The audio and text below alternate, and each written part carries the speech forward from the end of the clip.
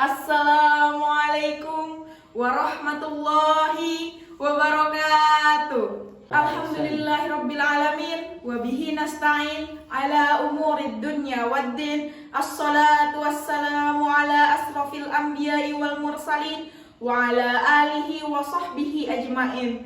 Amma ba'du. Yang saya hormati hadirin yang dirahmati Allah Subhanahu wa taala. Pertama-tama, mari kita ucapkan alhamdulillah sebagai sanjungan dan rasa syukur kita kepada Allah Subhanahu wa taala karena pada hari ini dan bulan yang mulia ini Allah masih memberikan nikmat dan kesehatan kepada kita sehingga kita bisa hadir pada acara peringatan Maulid Nabi Muhammad Sallallahu Alaihi Wasallam. Kedua, semoga salawat kita selalu mengalir kehadiran baginda Nabi Muhammad Sallallahu Alaihi Wasallam, di mana pada hari kita peringati kelahirannya. Semoga dengan adanya peringatan ini, semoga kita semakin cinta kepada Rasulullah sehingga kelak kita akan mendapatkan syafaatnya. Amin. Amin ya rabbal alamin. Hadirin yang dirahmati Allah, sebagaimana dalam firman Allah di dalam Al-Quran, bahwasanya Rasulullah Sallallahu Alaihi Wasallam adalah contoh yang baik bagi umat manusia. A'udzu billahi minasyaitonir rajim. Bismillahirrahmanirrahim.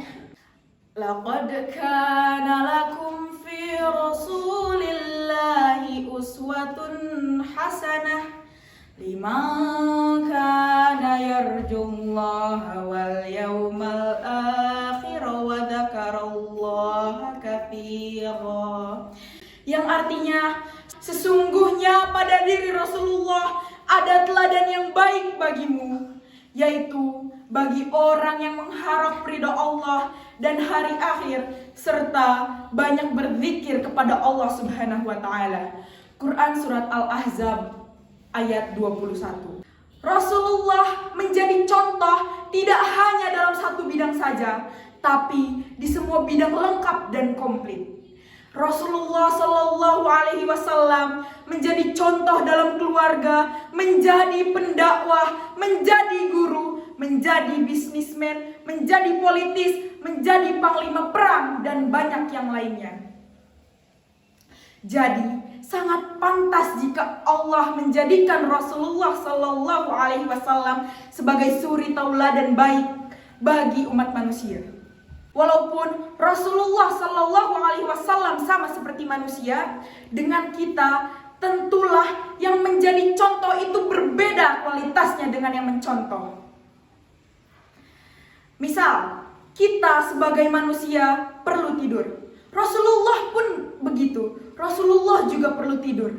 Namun tidur kita tidak sama dengan tidurnya Rasulullah Sallallahu Alaihi Wasallam.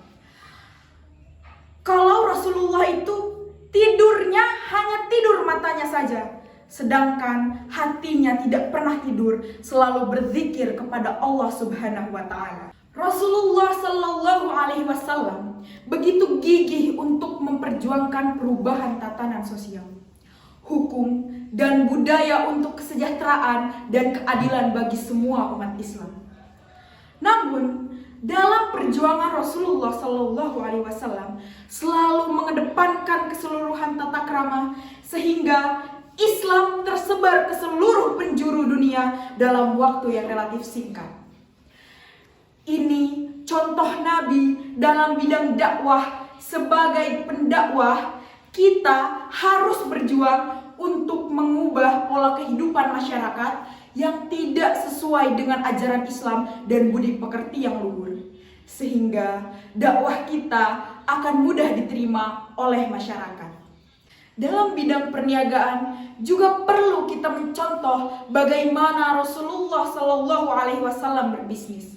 Rasulullah Sallallahu Alaihi Wasallam memulai perniagaan sejak umur 9 tahun. Dalam berbisnis, Rasulullah sangat jujur. Bahkan beliau mendapatkan gelar Al-Amin yang artinya yang dapat dipercaya karena kejujurannya. Bahkan kejujurannya membuat Siti Khadijah jatuh cinta kepadanya dan mempersuntingnya menjadi Ummul Mukminin.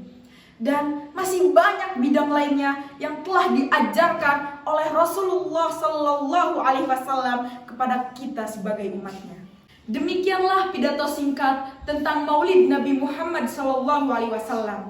Semoga dengan adanya peringatan Maulid Nabi Muhammad Sallallahu Alaihi Wasallam bisa menjadikan kita untuk meneladani keluruhan akhlak beliau. Hidup kesepian tanpa kekasih.